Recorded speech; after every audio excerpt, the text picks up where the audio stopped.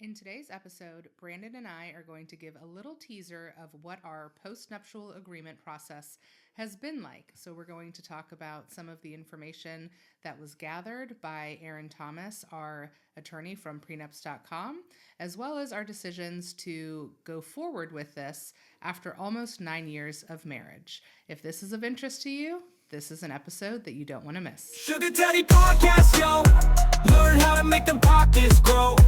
Financial freedom's where we go. Smart investments, money flow. Hey, babe. What are we talking about today? Today, we are getting into a high-level overview of our post-nuptial agreement process that we started and are almost done with because it's been really fast. Yeah, for those people out there who aren't quite sure what a post-nup is, it's very similar to a prenup. Only difference is that you do it after you're actually married. Yes, so this was not on our radar. No, not at all. I mean, when we were getting married, because also we had nothing. I mean, that's we not now true. know. Well, we also now know Yes. that that's not the right thought process. That's but true. As far as what we knew about prenups or our preconceived notions about a prenup, we were like, we don't have a bunch of stuff. We don't plan on getting divorced, whatever. And it was nothing that we even discussed or even honestly even thought about. Right. And it's certainly not something that our parents talked about, which is interesting because both of our parents are divorced. And I know that now that, we know what we know about it, we're going through this process. It's absolutely something that I will be, I don't know about you, but I will be recommending to our children if and when that time comes because it just makes sense. I'm going to be recommending because our kids are going to be millionaires way before we were. Well, that's true too. Yes. So one of the things that I thought was really interesting is when Aaron, on a previous episode, we'll link it in the show notes, talked to us about the fact that when you get married, your state writes you a prenup. So everybody has one. You just either get to decide to write the rules or you have the rules written for you. And once he said that, I was like, I don't want other people, especially not the state of North Carolina, writing my rules. That was actually the perfect, the way he framed it. Immediately once he said that, it completely changed my thought process before we even got into the deeper details. Because, like you said, if you have the ability to spell out the rules yourself, why would you not do that? Exactly.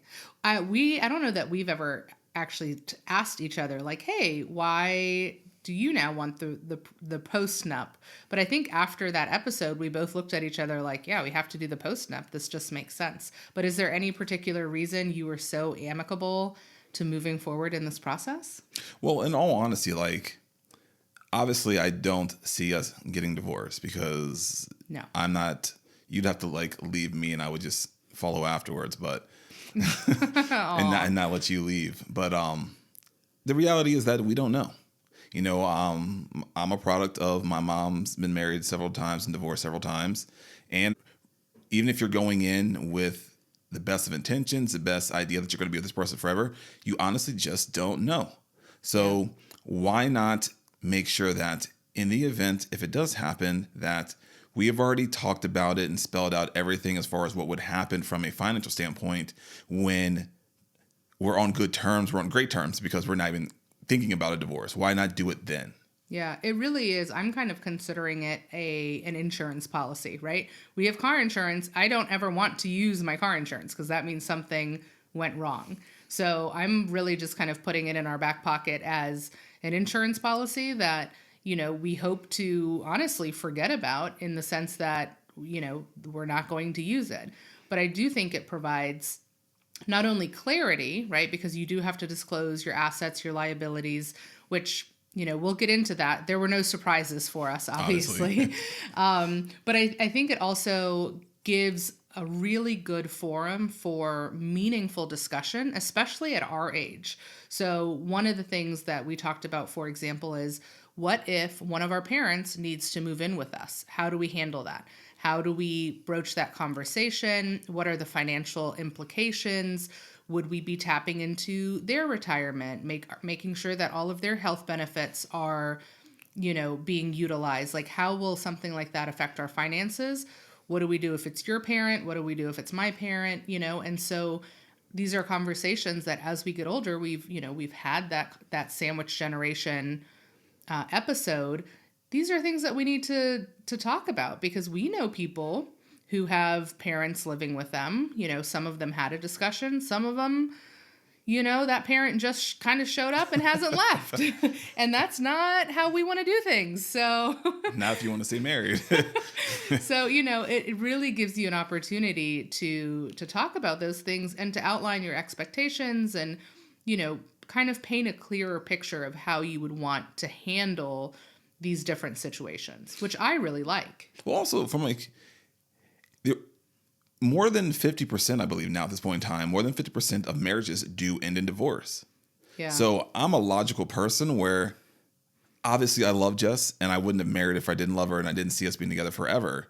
But once again, I can't predict the future. I do know that, like, God forbid that something happened and we did end up getting divorced.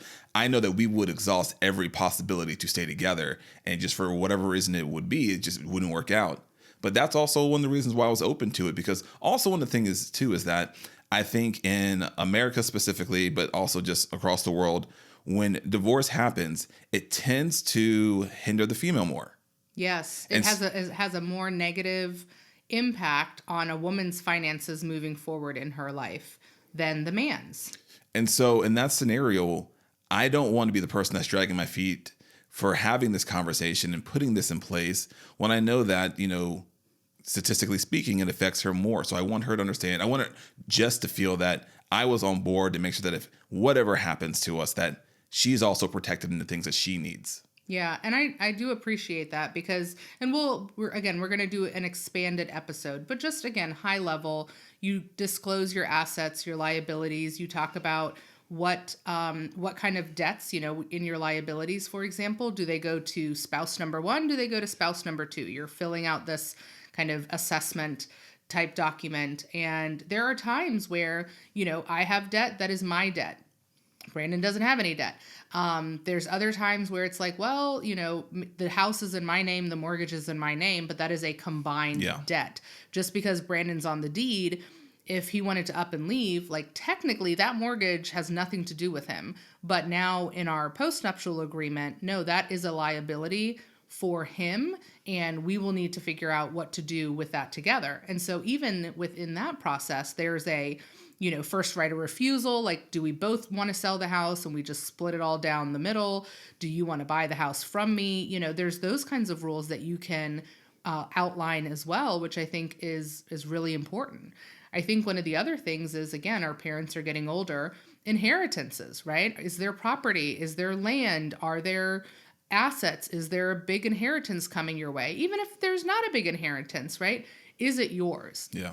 And so especially I'm fortunate in the sense that my mom has done very well for herself. But part of the post-nuptial agreement was that anything that I inherit from my mom stays on, or from our parents. Or from our parents. Any kind of inheritance. Yeah. So if I whatever I hear from my mom or my parents and she inherits from her parents, in the event of a divorce, we each keep our own inheritance. Right. It's not split. Right. And of course, again, we are very much of the mindset of any inheritance that comes our way is our family. Well, it's our family inheritance, right? Because we pool our money and it's our money, not his and mine.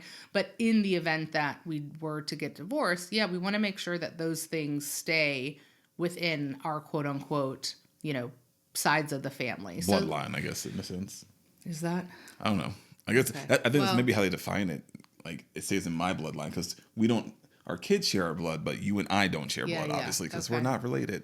Okay, I don't remember seeing bloodline anything on the paperwork. But again, you get to, it really is about you making the rules. One of the other things that we talked extensively about that is not technically part of the post-nuptial agreement, but was important to us are things that would happen with the children. So for example, would we want some sort of counseling or mediator to be involved to help us with the children and explaining to them what the separation is, what this divorce is, how we're going to be handling time, together as individuals, etc. Even before that, we have in the post-nuptial agreement information about as far as having counseling sessions, like how many counseling sessions we would have before we actually reach that final decision of divorce. Yeah, how many counseling sessions and how long to accomplish those counseling sessions.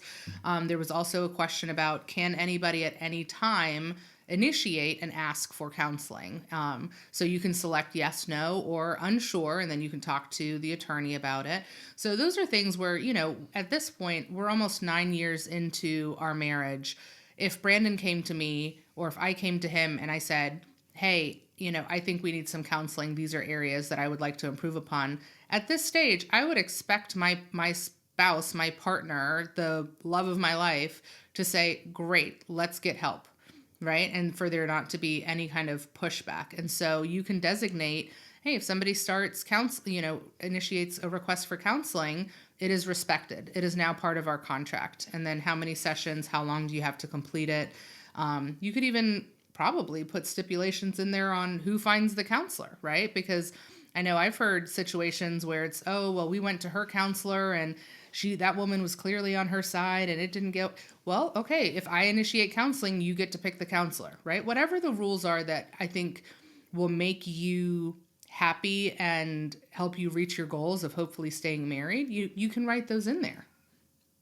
The other thing I was going to say about the kids is, again, you can't put things in about the children, but for example, a general kind of clause of, hey, if you started dating somebody again, here are the stipulations for introducing new people, or, oh, money's tight, you got to get a roommate. Okay, so now you have a roommate living with you, but your kids are with you every other week, right? What does that look like? So what are those rules for introducing new people, bringing new people into the home? I mean, those are things where we kind of put them under almost like a respect clause of, here's what I expect you to do in this situation out of respect for our previous relationship and out of the safety and respect for our children. So I really enjoyed this conversation and the thoughts that, came up and the conversation that was sparked. Was there anything surprising to you that came up, or? I wouldn't say there's anything surprising because, one, we have these conversations in general. So nothing was surprising as far as how, when we were talking through it, I would say for those people out there that have that feeling that, oh, having a conversation like this is bad luck and it's kind of putting a dark cloud on your marriage to begin with.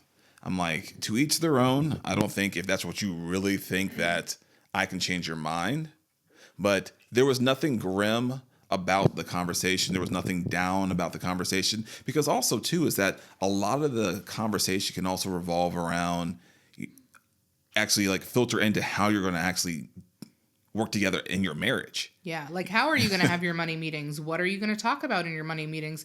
That was a big section is, what are the things that you will disclose in your meetings and how often, will you have them? Or no, I don't want to have them. Right. Because even what part of the meeting, so like before Jess and I were kind of doing, when it comes to paying household bills, we had a joint account, but it was really just a joint savings account. And we have our own individual checking accounts, and we were each paying our own, designated bills that we had talked about beforehand. And that kind of left us open to a lack of visibility on both ends that, when we talked through it, we were like, it doesn't make sense.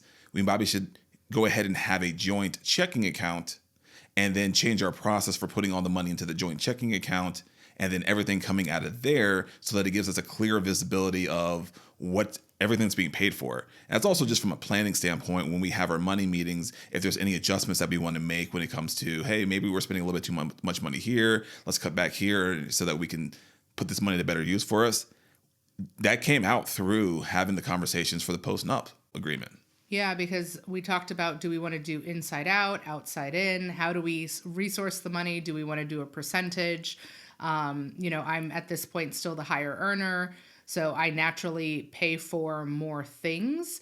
But we decided that it just doesn't feel natural to do like this weird, you pay 40%, I pay 60%, you pay 30%. That's just not how we operate. Now, what we did decide is that I would get a larger quote unquote amount of money as my individual spending money. So that's something that we're still going to have to talk about. But Brandon doesn't really spend very much money anyway. So that was a very natural kind of like, yep, that makes sense. All right, Also, the thing is, too, is that when you're having these conversations with your spouse, there's a way that I believe that it's a much more efficient way to focus on it. So you have when it comes back to budgeting, you have your needs. These are the things that you're going to have to pay: your rent, mortgage, utilities, food, stuff of that nature. And then you can have a joint savings goal. So you guys talk about it, look at your finances, and see what could be a percentage of the household income that can go towards savings, whether that's just going into a high yield savings account, or that's in taking into account what's going to retirement accounts like a 401k plan or an IRA. And you come to agreement upon that.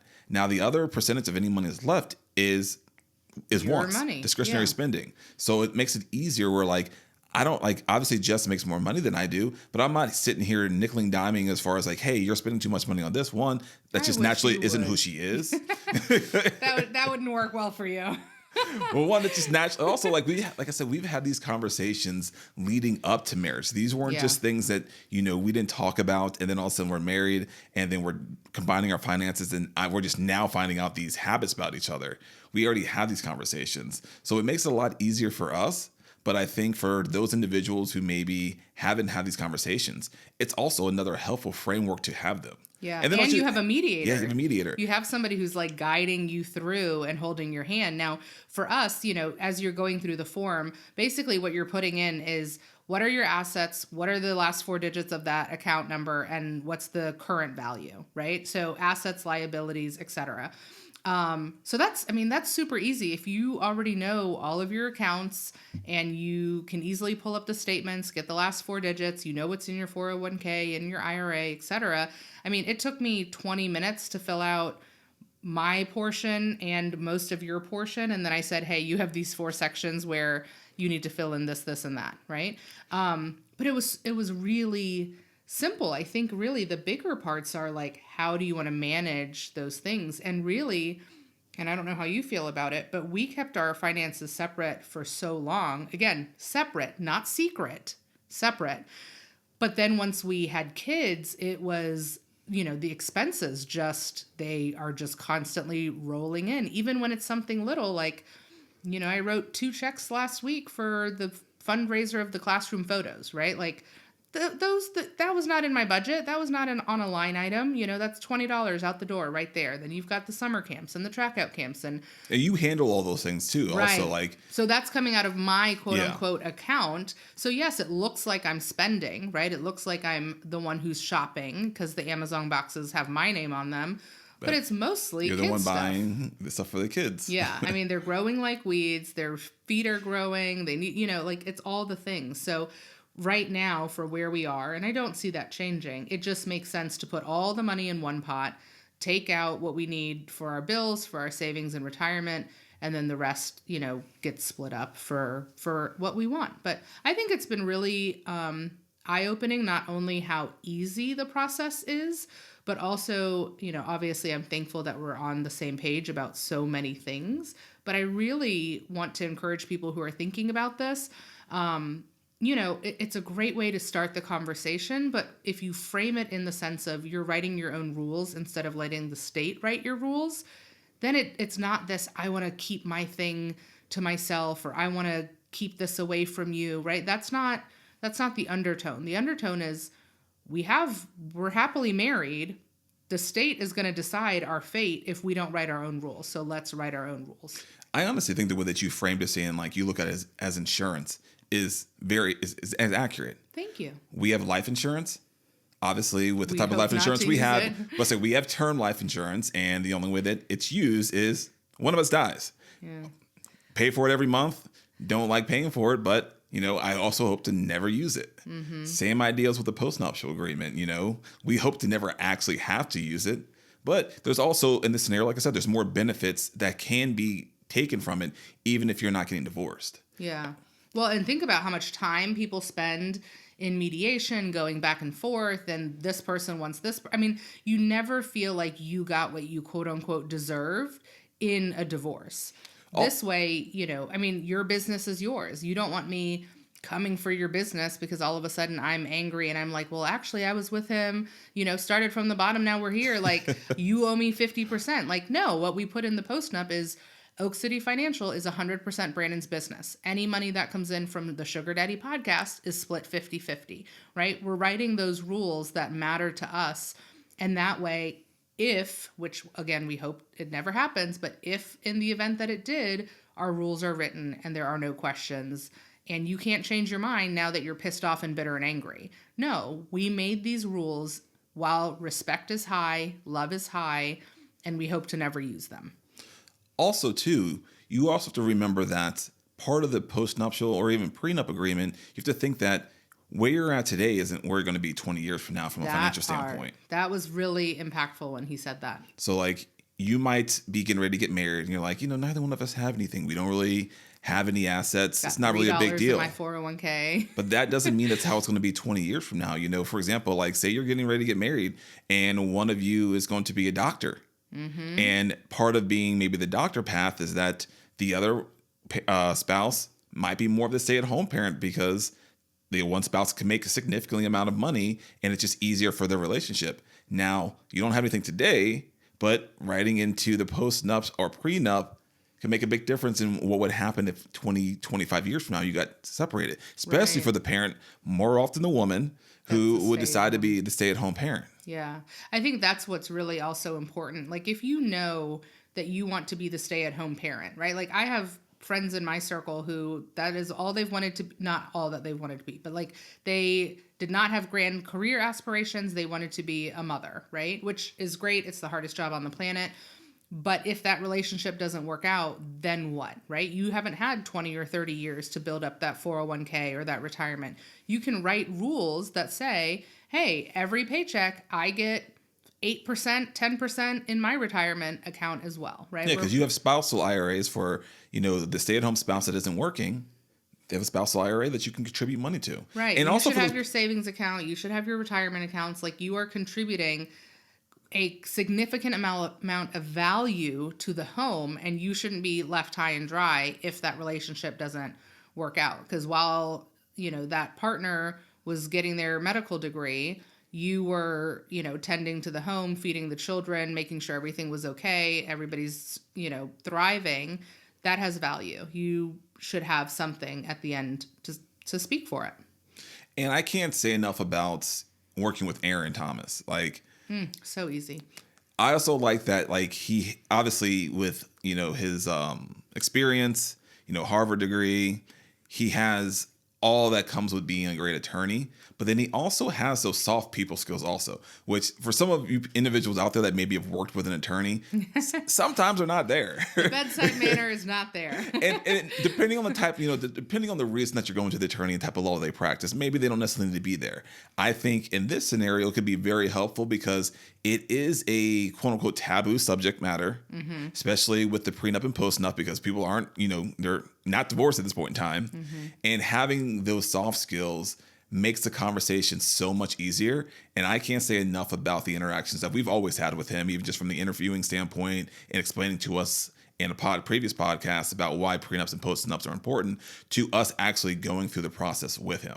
Yeah, absolutely. That is a great call out. He is so personable, so informational.